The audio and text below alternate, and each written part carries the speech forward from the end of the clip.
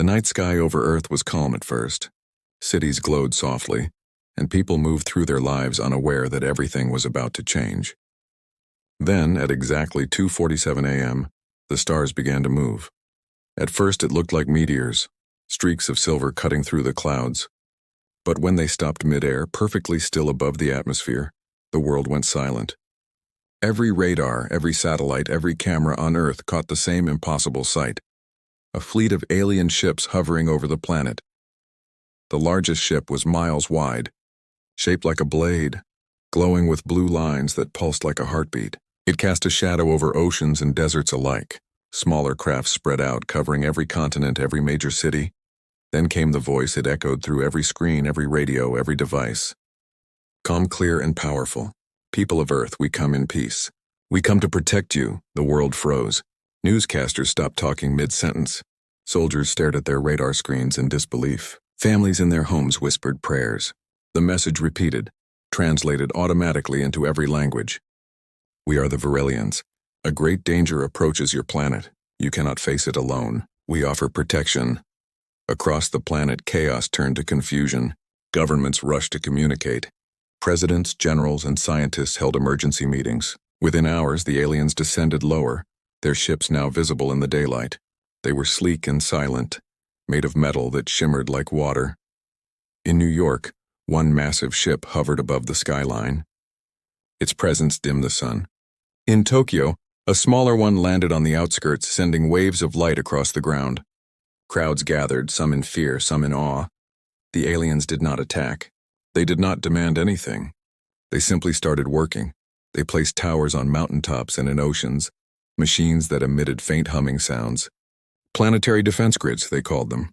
They said the devices would protect Earth from the coming storm, but not everyone believed them. At the United Nations, Commander Jonathan Rourke of the Earth Defense Command stood quietly among diplomats and generals.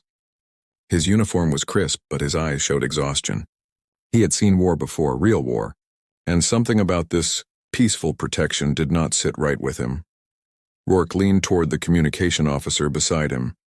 "Do they ever show proof?" he asked quietly. "No, sir," the officer replied. "They refuse to share details. They only say a cosmic threat is coming." Rourke narrowed his eyes. "Then they're hiding something." Later that evening, as alien representatives met human leaders in Geneva, the Virilians stood tall and expressionless. Their silver suits reflected the light. Their eyes, like polished glass, did not blink. One of them spoke. "Humanity's survival depends on trust. The threat is real. Prepare yourselves under our guidance." But Rourke could not shake the feeling that something was wrong. In the following days, alien protectors began controlling communication satellites, claiming it was for safety. Human military networks were disconnected to prevent interference. Alien drones patrolled the skies. At first, people were grateful. Crime dropped. Energy grids became more efficient. Pollution cleared within a week. Some called it a miracle. But soon, strange things started happening. Entire cities went under surveillance. Alien drones recorded every movement. Human aircraft were ordered to land if they flew too close to alien zones. Factories were told to shut down for planetary stability. Even human scientists were banned from studying alien technology. Commander Rourke watched this from the control center in Colorado. His team, made up of former military engineers and space experts, grew restless. "This isn't protection," one of them said. "It's occupation."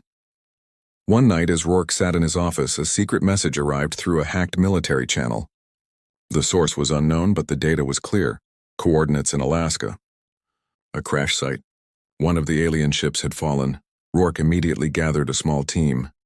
"We move at dawn," he said. "No communication, no backup. We find out what they're hiding." The next morning, under a cold sky, their aircraft flew low over the frozen wasteland. The alien wreck shimmered faintly in the snow, its surface cracked and steaming. Strange blue fluids leaked from its sides. They entered through a breach.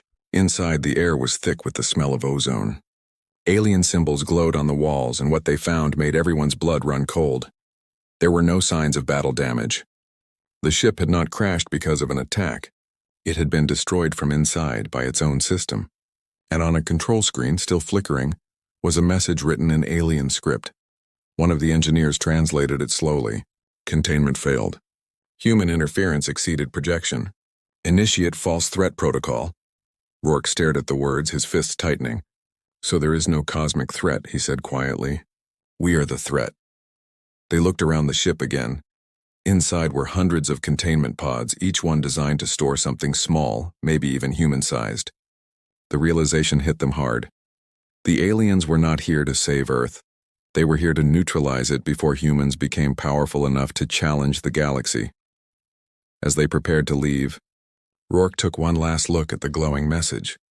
They thought we'd thank them, he said. They thought we'd bow down. He turned to his team, his voice steady and cold.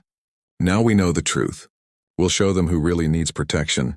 The team escaped before alien drones could arrive. That night, as the alien fleet continued to expand its control over Earth, a quiet rebellion began. Commander Rourke sent a coded transmission to every hidden human outpost across the world. They lied. They are not here to protect us. They are here because they fear us. Stay silent. Prepare. In orbit, alien scanners picked up strange energy readings, human ships long hidden starting to wake from their slumber. Earth's people had been silent too long.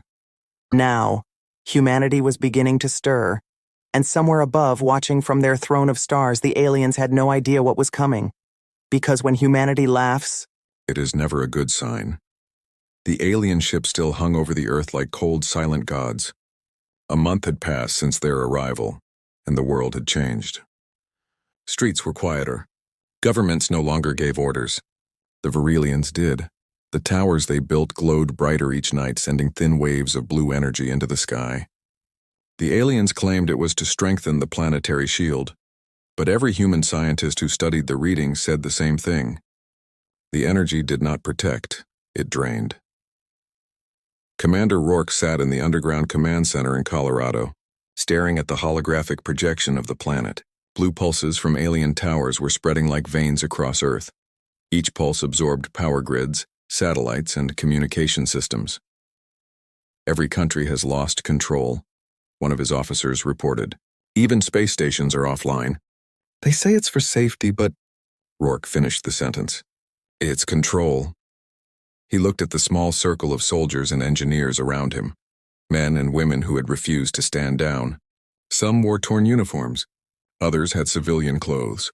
All shared the same expression, anger mixed with fear. Rourke placed a small device on the table. It projected the alien message he found in Alaska.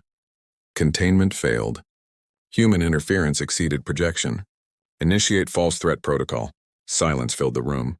Everyone stared at it as if it were a ghost. They lied, Rourke said. There is no threat. They came here to contain us. One of the engineers, a young woman named Tessa, clenched her fists. Contain us? Like animals? Rourke nodded. Like something dangerous. Far above, on the main alien mothership, the Verilian High Council gathered. They watched Earth through floating orbs of light. Their leader, Varen Ka, spoke with a voice like metal scraping glass. Humanity has adapted faster than predicted. They question our motives. Another alien, his skin shining like liquid silver, replied, We must act before their curiosity becomes rebellion. Varen Ka looked toward Earth, his eyes glowing faintly.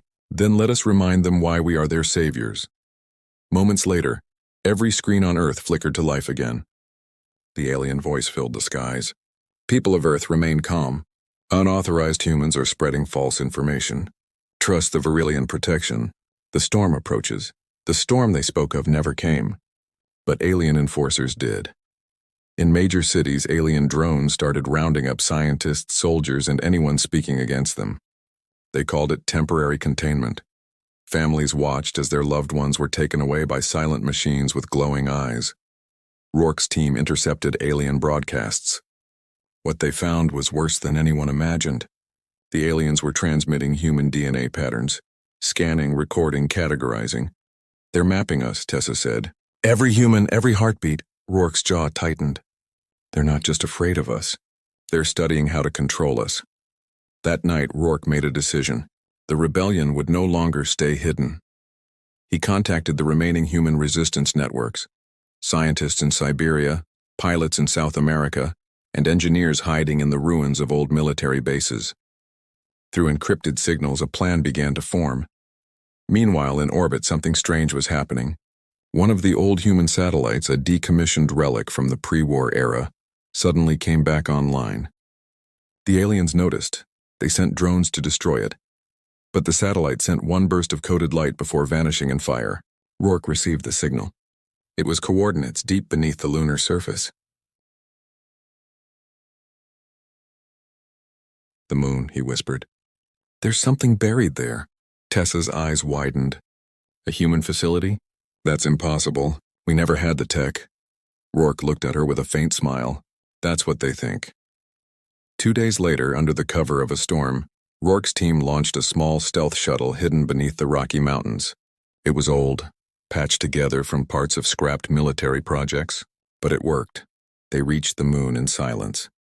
What they found was not human, at least not fully. Deep under the lunar surface lay a massive structure, buried in black rock covered with dust from centuries. It pulsed faintly with red light. Inside they discovered markings, human and alien, mixed together. Ancient symbols told a forgotten story. A previous war long before Earth's recorded history. Tessa traced her fingers across the wall. "Humans have been here before." Rourke turned toward the console. Or someone wanted us to believe that. As they explored deeper, the systems began to reactivate. The air hummed with energy. A hologram flickered to life, a message written in a forgotten human dialect. "Project Helios. Defense system dormant. Activation requires command authority. Earth origin confirmed." The hologram's tone was human, confident, powerful. It continued. "If you are reading this, then the Virelians have returned. They call themselves protectors. They lie. Humanity was never meant to bow." The lights grew brighter. Massive pillars rose from the ground, revealing giant cannons, launch bays, and sleeping drones of human design, but far beyond any modern technology. Tessa stepped back in awe. "We built this when?" Rourke's voice was steady. "It doesn't matter. What matters is, it's ours." He placed his hand on the console. The system scanned his DNA and responded with a deep, thunderous hum. The entire moon seemed to wake up. In orbit, alien ships detected the energy spike. Alarms screamed through their networks. The alien leader Varen Ka stared at the readings in disbelief. "Impossible. They have reactivated Helios." They were never supposed to remember. Back on Earth, as alien ships moved into attack formation, Rourke's message went out to every hidden human frequency. "This is Commander Rourke. The truth is out. They came to enslave us, not save us. But we are not defenseless. The moon holds our answer. Stand ready." People across the world, farmers, soldiers, hackers, miners, looked up at the night sky as it flickered with new light. From the moon, golden energy beams began to stretch toward Earth, forming a protective web far stronger than anything the aliens had built. The aliens fired first. Blue beams struck the new shield, but instead of breaking it, the shield absorbed the energy and sent it back. Alien ships exploded in silence one by one. On the command deck, Rourke watched from his shuttle window. The light of the explosions reflected in his eyes. "They think they can protect us," he said quietly. "Now they'll see what we protect." As more human signals came online, the rebellion spread like wildfire. The entire planet was waking up. In the alien mothership, chaos erupted. "Systems overloaded." The commander shouted, "Shut it down! Destroy Helios!" But it was too late. Helios, an ancient human defense system forgotten by time, was now fully awake. The moon's surface glowed red, and thousands of metallic structures began to rise from beneath the dust. The humans had just turned the galaxy's oldest weapon against their so-called protectors, and for the first time, the Virelians felt something they had never known before: fear. The universe watched in silence. The moon, once cold and lifeless, was now alive with crimson light. Its surface cracked open like a hatching egg, revealing enormous metal structures hidden for millennia. Vast rings rotated in perfect rhythm, and a low, thunderous hum spread across space. The human defense system, Project Helios, had awakened. From every corner of the planet, people stared at the night sky as a golden glow surrounded Earth. The aliens called it impossible. Humans called it hope. Commander Rourke stood on the bridge of his shuttle, staring through the cracked glass toward the glowing moon. "That's no shield. he said quietly. That's a weapon waiting to remember. Behind him, Tessa smiled faintly. You think we built it? Rourke's eyes narrowed. No, I think our ancestors did, and we just woke up their nightmare. On the alien mothership, chaos spread like fire. The Verilian command chamber was filled with alarms and flashing red lights. Screens showed human activity rising everywhere. Ships launching, signals spreading. Ancient weapons powering up from under the oceans and deserts. Varan Ka, the alien leader, slammed his fist into the console. Contain them before Helios connects to their surface systems. One of his officers hesitated. Their technology should not exist. Their planet was classified as primitive. Then explain this, Varan Ka shouted, pointing toward the hologram showing Earth's energy grid glowing bright gold. They're channeling something older than us. The aliens sent attack orders. Dozens of warships moved into position aiming at the moon. Blue plasma beams shot through the dark, striking Helios's rings. The result was catastrophic for them. The beams didn't destroy the human system. They woke it up completely. The rings turned, aligned, and released a pulse so bright it blinded sensors. In seconds, half the alien fleet vanished in white fire. The remaining ships panicked. The energy pulse had not only destroyed their weapons, it had rewritten their systems. Ships lost power, engines failed, and their shields flickered out. And then, across every alien frequency, came the sound. Laughter. A deep, steady, confident human laugh. The aliens froze. Their translators failed to identify it. To them, it was a sound without logic, something primal, terrifying. Rourke had broadcasted himself. You came to protect us, he said over the open channel. But you never asked from what. Across Earth, hidden human bases came alive. Ancient submarines rose from the Pacific, their hulls cracking with age yet armed with new weapons powered by Helios energy. Fighters lifted off from hidden hangars buried under ice. Every screen on the planet flickered to life again. Not with alien commands, but with Rourke's face. People of Earth, he said. They called us weak. They said we could not survive without them. But we never needed saving. Now we fight not for survival, but for memory. For every generation that was told to bow. Crowds in every city erupted in cheers. Civilians joined resistance fighters. Hackers jammed alien systems, and soldiers took back their skies. Humanity had remembered who they were. In orbit, Rourke's small fleet moved toward the alien mothership.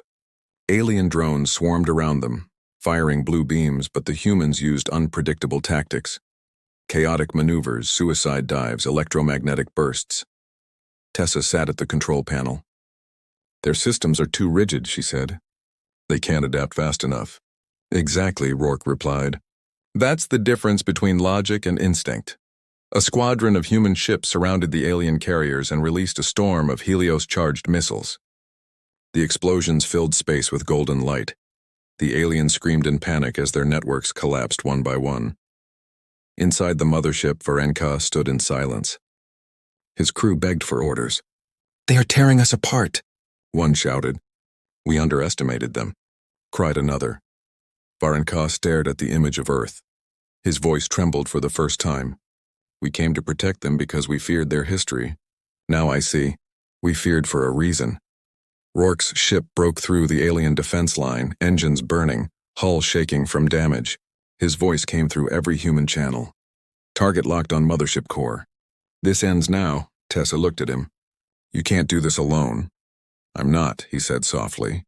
Every human alive is with me. The ship accelerated straight into the alien mothership's core. Beams of blue energy struck it, tearing pieces away, but Rourke didn't slow down. The human fleet watched as his ship disappeared into the enemy vessel, followed by a blinding flash. Then silence. The mothership's lights went out. One by one, alien ships stopped moving. The pulse that followed was like a sunrise in space. Golden energy spread across the orbit, purging every alien system. Helios had taken control. On Earth, people watched the sky turn gold. The alien towers that once hummed with power shut down and fell into the oceans. Drones dropped like stones. Tessa's voice echoed through the comms. He did it. He actually did it. But as cheers filled the command center, something else happened. The Helios systems began sending signals beyond Earth's orbit, far beyond. Tessa's face turned pale. Commander Rourke triggered something. Helios isn't just defending Earth, it's sending a message. What message? one of the soldiers asked. She looked at the readings. A warning. Deep in space across countless light years, other civilizations received the transmission, an ancient human frequency long forgotten. It repeated one message in every known galactic language. Earth does not need saving. Do not interfere again. Every planet that heard it paused. For centuries, they had told stories of humanity, wild, chaotic, uncontrollable. Many thought those were myths. Now they knew the truth. In the ruins of the alien mothership, fragments drifted in silence. Among them, a small pod floated. Inside was Commander Rourke, unconscious but alive. His ship's AI had saved him at the last moment, pulling him into an escape capsule before the explosion. The pod drifted toward Earth, surrounded by glowing debris. As he slowly opened his eyes, he saw the planet below, blue, bright, and free. Rourke smiled weakly. "You wanted to protect us," he whispered. "Now look who's left standing." The pod entered Earth's atmosphere, leaving a golden trail across the dawn sky. People below pointed upward, cheering. Humanity had not only survived, it had awakened. The laughter that began with one man now echoed through the stars, carried by every signal and every story told across galaxies. And somewhere, far away, the remaining Virelian survivors received the human transmission again. "We don't need saving. We never did." Varenka closed his eyes, his voice barely a whisper. "And that is what makes them terrifying." The war ended in silence. The skies above Earth, once filled with silver ships and blue light, were now calm again. The alien towers lay broken, half buried in oceans, mountains, and deserts. The air was strangely clear, as if the planet itself had exhaled for the first time in ages. Commander Jonathan Rourke's escape pod drifted through the upper atmosphere, glowing faintly as it descended. Below him, he saw a world changed forever. Human cities, scarred by alien energy, were still standing. Fires burned, but so did hope. His pod crashed gently into a field of tall grass somewhere in Eastern Europe. The impact jarred his shoulder, but he was alive. He pulled off his cracked helmet and breathed in the air. It was cold, fresh, and human. For a long moment, he simply sat there, listening. No alien hum, no hovering drones, just wind. Then, through the broken radio, a faint voice came alive. "This is Tessa. Commander, do you copy? The alien fleet is gone. Helios is stabilizing. Earth is free." Rourke smiled weakly. "Copy that," he whispered. "Status of the world." There was a pause, then laughter through static. "Scared, bruised, but laughing, sir. People are laughing again." Rourke leaned back against the pod's wall, looking at the sky that had once been full of fear. "Good," he said. "That's how it should sound." Weeks passed. The golden glow from the moon faded slowly as the Helios network went dormant again. Humanity, for the first time in history, united. Borders dissolved. The nations that once argued about land and power now worked side by side to rebuild what was theirs. In the ruins of Geneva, the United Earth Council was formed. Scientists, soldiers, teachers, and engineers from every continent. They gathered in a hall once used for alien meetings. The Virelian symbols were still on the walls, but now vines grew over them. Tessa stood before the crowd. Her uniform was torn and dusty, but her voice was strong. "They said we could not face the universe alone.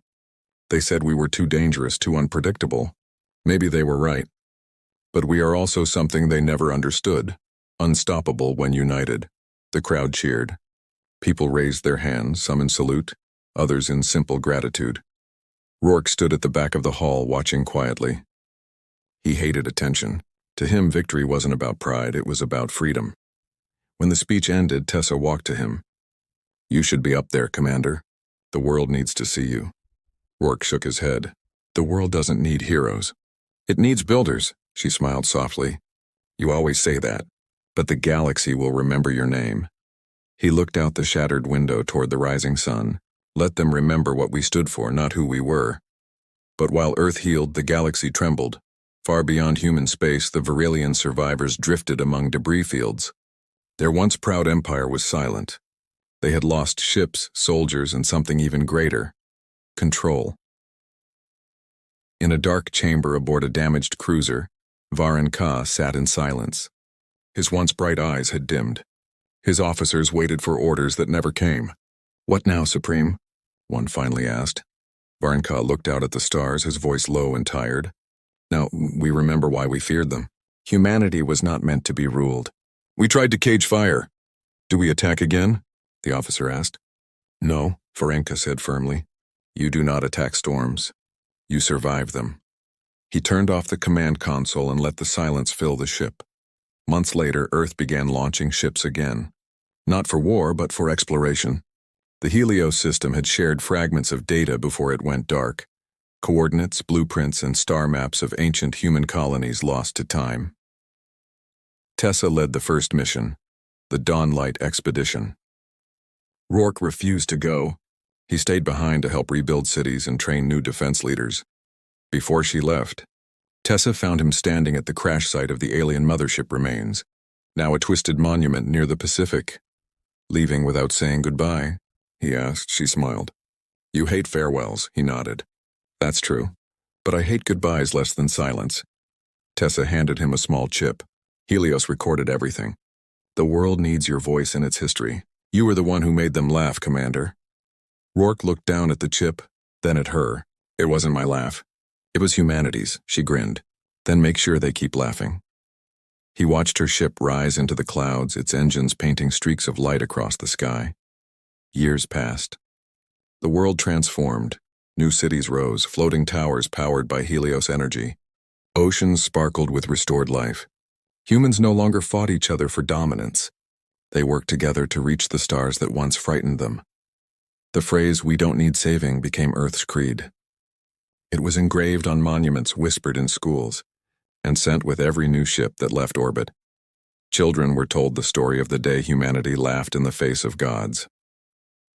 One quiet evening, Rourke sat by the ocean near the ruins of an old alien tower. He was older now, his hair silver like the ships that once haunted the sky. A soft wind carried the sound of waves and distant music from a rebuilt city nearby. A small girl approached him, barefoot, holding a flower. "Are you the man from the stories?" she asked.